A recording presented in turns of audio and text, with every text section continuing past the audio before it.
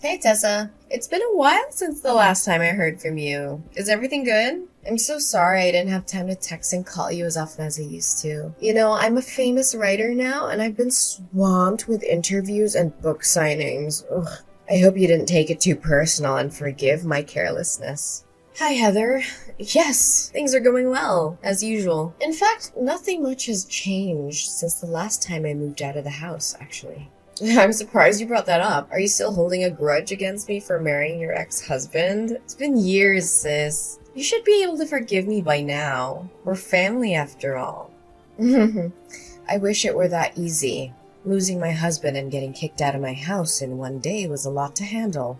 As a matter of fact, I still haven't fully processed everything that happened, and I still feel the pain when I think about it. I know, sis, but how can you save a marriage that was no longer working anymore? George already told you that his feelings for you had faded over time, and I was the only one who had a spot in his heart. Surely he made this clear before you guys got divorced, correct? I know you're still beating yourself up for losing such a well-off man like George, but it's about time you move on and face the reality, Tessa. I never cared about his money. What I cared about was the betrayal. I was deeply hurt when I found out that he cheated on me with you. The sight of you two together in my bedroom was a knife to my heart. I felt betrayed and humiliated. Come on, sis. Don't act like I'm the one who's at fault here. I mean, your husband was the one who hit on me first. What was I supposed to do? Even if that were the case, you could have easily said no, but instead you chose to betray your own sister. My husband wasn't innocent, but I don't think you were either. In fact, I still blame myself sometimes for ignoring the red flags that kept telling me you were seducing my husband. Honey, I wouldn't call it a betrayal. Didn't you hear what he said before the day you got divorced? He told you that he had lost all of his interest in you a long time ago, but he didn't want to hurt your feelings. Many times he came to me for comfort and advice, and we grew closer and closer just like that. George was unhappy for quite a long time,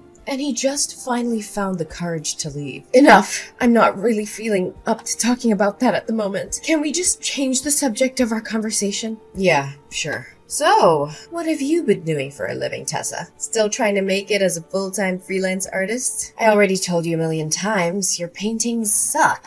No one wants to buy them. They're so bad, you could lay them on the floor and people would mistake them for doormats. Don't be so harsh on me, Heather. I know my paintings aren't everyone's cup of tea, but I believe that art should be a reflection of the artist's heart and soul. I could draw something easier for the audience to approach, but that would be a betrayal of my own artistic vision. I'm not going to compromise my art just to make it more marketable. I know that there are people out there who appreciate my work for what it is. Whatever your stupid belief is the reason why you're still living in poverty. For me, money comes first, and it's all about creating things that people will like. Just look at me and my best-selling book, The Power of Marriage. Sold over 200,000 copies and generated more than $1.6 million last year. Can you believe it? Oh, and have you heard about my book, A Match Made in Success? It's a memoir about my marriage to George, and it was just published last month. It's already sold a couple of thousand copies, and I'm really excited about it. Yes, I've heard about those books, and you've also written many other famous marriage books. I just thought it's quite ironic that someone who has sabotaged other people's marriages would write about the principles for a strong and lasting relationship. Hey, are you referring to me, Tessa? I can see that you're still struggling to conceal your jealousy of my successful and wealthy life. It must be hard to see someone like me living the good life while you're stuck in your destitute existence. I guess it must be tough raising Gabriella all by yourself, huh? At least George still gives you some pity money every month to keep you and Gabriella from the verge of hunger. So, you're finally showing your true colors, huh? Well, let me tell you something. I know exactly how hard I had to sacrifice for you to get where you are today. I gave up my dreams, my relationships, and my sanity, all so that you could achieve yours. Oh, not again. When our father passed away and our mother left us, I was the one who stepped up to take care of you. I worked 2 or 3 jobs at a time to make sure that you had everything you needed to succeed in school. I even had to drop out of college myself, but I didn't care. All I wanted was to make sure that you had the best possible chance in life. And what did you do? You repaid my sacrifice by stepping into my marriage with George and destroying it. Oh, for the love of God! Would you please stop giving me that lecture? I'm so sick of hearing it. I don't owe you my entire life for something you did for me 10 years ago. I barely even remember it, and I certainly don't appreciate you bringing it up every single time we talk. You sure are ungrateful, aren't you? Anyways, Do you have free time? I just want to invite you to come over to my house and join my birthday party. It'll be fun, but don't bring Gabriella along. She would cry and ruin the party for everyone else. I don't really want to go because I have a lot of things to do. Ugh, please, your excuses are so lame. What else do you have to do all day besides painting those ridiculous pictures that belong in the trash? Think about the sake of our sisterhood and come to my house, please. It will be great fun. I can guarantee you. Okay. I guess it wouldn't harm just to attend your birthday party. We're sisters after all. I'll be there, but I'm not making any promises about how much fun I'll have. That's my sister. So I'll see you at 8 o'clock in the evening at my house, right? Don't forget about it.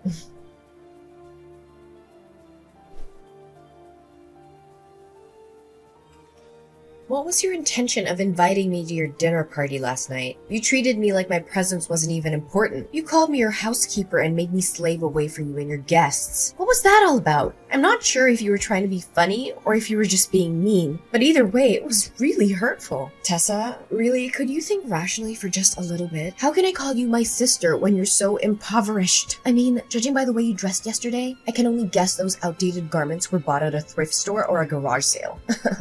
It's embarrassing to be seen with you in public. You don't even deserve to be my housekeeper. What? How can you say that about your own sister? Are appearance and money truly that important? What else could be more important? I mean, look at how my friends dress and look. They're all from wealthy families, have high social status, or are celebrities. If I claimed you as my sister, they'd laugh at me in my face and then shun me. You wouldn't want that to happen to your own sister, would you? But why didn't you give me a heads up? Instead, you made me a laughingstock in front of your friends. Well, it's not like you would find anything more decent to wear even if I told you about my friends in advance. But thanks for coming anyway. You were very helpful at cleaning after the party. I was so concerned because my current housekeeper asked for a sick leave and I couldn't find anyone better to replace her. So you called me up just so I could do the work for your housekeeper? Well, I'm not surprised by your actions anymore. After all, you've already stolen my husband and belittled my chosen profession. What else couldn't you possibly do to hurt me? One thing I'm a little concerned for you, though. Concerned for me? Why would you be concerned for me? I have everything I could ever want. I'm at the top of my career. I own your former house and your wealthy ex-husband, and I'm living the best life imaginable. What could possibly be wrong? Well, I'm just interested to see how the audience will react when they find out that your marriage is not as perfect as it seems. Will they be disappointed? Will they be shocked? I can't tell for sure. What do you mean when saying that my marriage isn't perfect? We are both incredibly successful people. I'm a world-renowned writer, and George is a household name who earns over $500,000 per year. What could possibly go wrong with my marriage? Well, I'm not trying to be nosy, but I found out yesterday that you and George are sleeping in separate rooms. I don't have to be a psychologist to know that sleeping apart can be a sign of troubled marriage, or even a marriage that's on the verge of dying.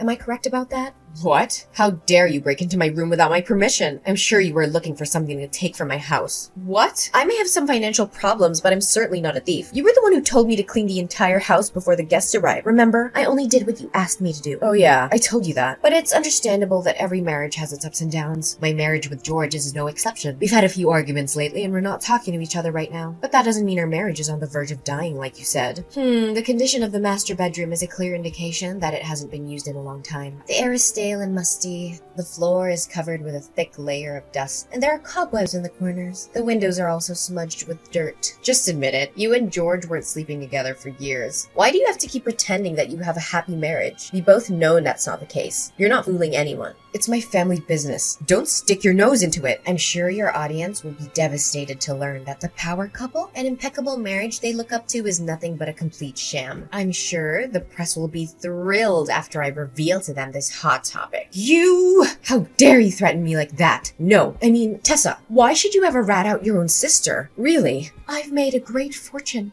and achieved fame from selling those books. If anyone ever finds out the truth about my marriage with George, my reputation will be ruined and I'll be ruined with it too. I'm begging you, Tessa, please don't tell anyone about this. Just a few minutes ago, you were raising your voice at me, calling me your housekeeper, and belittling me for my financial status. What's the reason for your sudden change in your behavior? Well, Tessa, you know I didn't mean what I say. In fact, you already knew that I'm a person who always speaks without thinking about the consequences of my words. Please, Tessa, just forgive me this one time. I'll swear I'll treat you better the next time we meet. You have my word. I don't know, Heather. You've done me wrong over and over again. I don't know if I can still put my trust in you after all of this. I know I messed up, and I'm so sorry for what I did. I know that it doesn't make it right, but I hope you can forgive me. You know that you're the only one I can count on. Other than you, I have no one else. Please, Tessa, spare me this time. Okay, I let you go this time, but I'm warning you. If you do this to me again, I'm done. I can't keep forgiving you for breaking my trust. Thank you, Tessa. I know that you're my dearest sister in the world, and you would never do anything to harm me.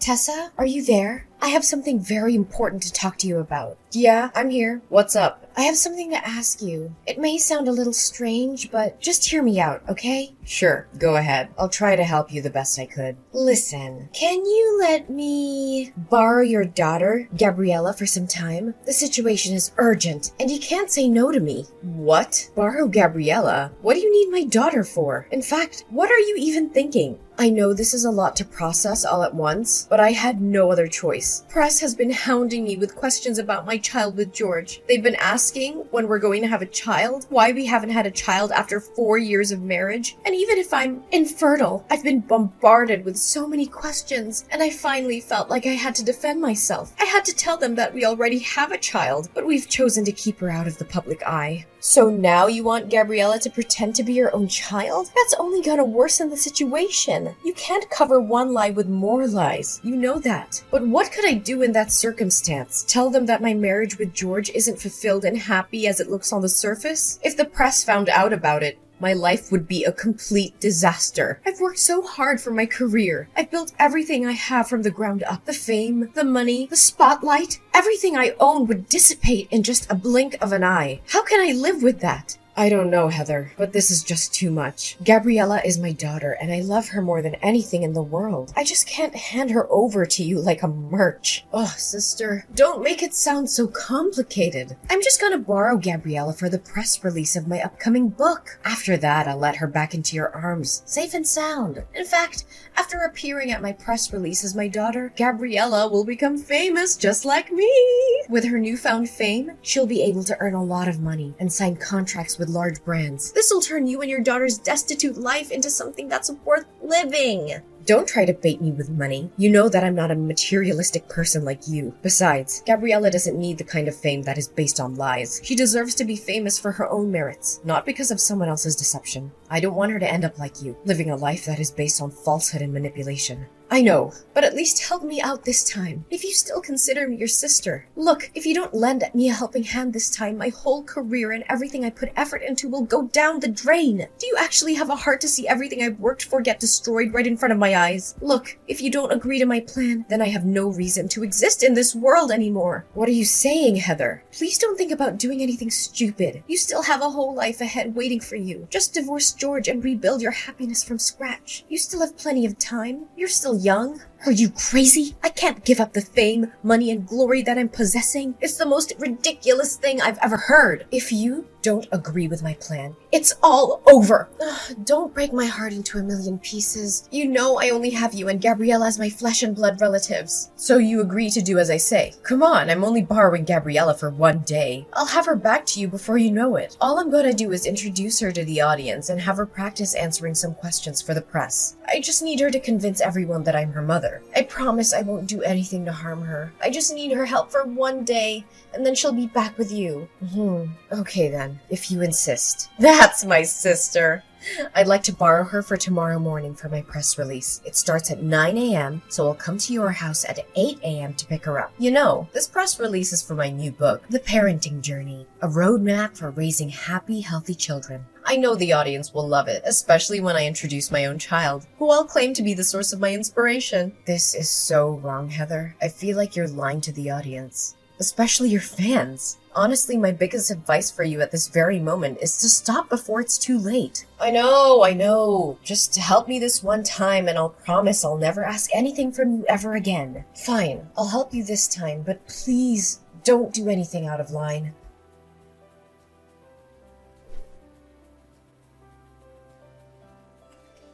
Heather, where are you and Gabriella? I've been waiting for you the whole day. You said you were gonna return Gabriella to me by 1 p.m. Didn't you receive my innumerous texts and calls? I'm sorry, Tessa, but Gabriella is staying with me. She's such a bright kid, and the audience fell in love with her immediately. Did you know that just today, my new book has sold a couple of thousand copies? It's thanks to Gabriella. Tessa, I think I'm gonna keep her around. Will you let her stay with me? No! She's my daughter. How can I let you keep her? Oh, come on, Tessa. Do you honestly think that you're giving her the life she deserves with your scanty income? I, on the other hand, have a solid financial footing that I can guarantee you that'll take a better care of her than you ever did. I promise Gabriella will be showered with fame and money when she's become my child. There's no way she's gonna agree with your stupid idea. She knows very well that I'm her mom, and she will insist on coming back to my arms. Oh, Heather, she's a 2-year-old kid. She can't decide for herself. Besides, I'm already at the airport. Me and my husband and Gabriella are heading to another country where you can't find me. Don't worry, I'll send you a couple of pictures of your daughter every now and then. Your child will be a great tool for me to earn even more money.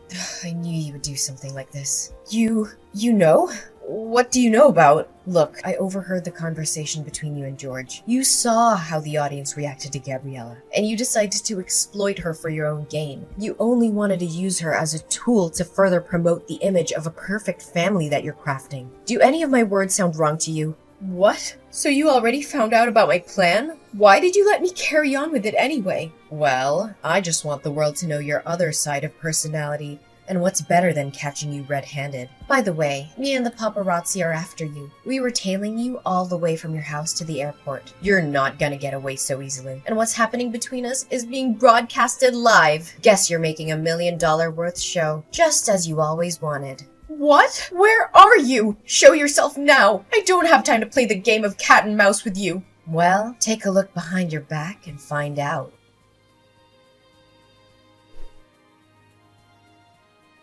Heather was shocked when she saw me in a crowd of paparazzi chasing after her, demanding answers. Everyone now knew the truth about her so-called happy and successful family. It was all a lie, a carefully crafted facade to make money. In reality, Heather and her husband George hadn't spoken to each other in years. She'd found out he'd been cheating on her with another woman, and she had been too humiliated to tell anyone. Now, the truth was out, and Heather was facing the consequences. Her books were being boycotted, her reputation was in ruins, and she was being sentenced to 3 years in prison for kidnapping. The prospect of my sister being able to write again seems daunting, and it may take a considerable amount of time. Additionally, I am uncertain if anyone will ever believe what she says again after what happened. Finally, Gabriella got back into my arms again. My precious girl is the angelic light that guided me even during my darkest days. She's my reason for living, and every picture that I paint reflects the immense and inseparable love between us. As my daughter Gabriella became famous, my paintings also gained more recognition. The audience finally understood the deep meaning behind my paintings, which depict the special bond between a mother and child. Eventually, I was able to open my own painting gallery. With the proceeds of the sale of my paintings, which amounted to almost $100,000, I donated half the money to charities that provide financial assistance to single mothers. I hope to uplift their lives in the same way that mine had been uplifted.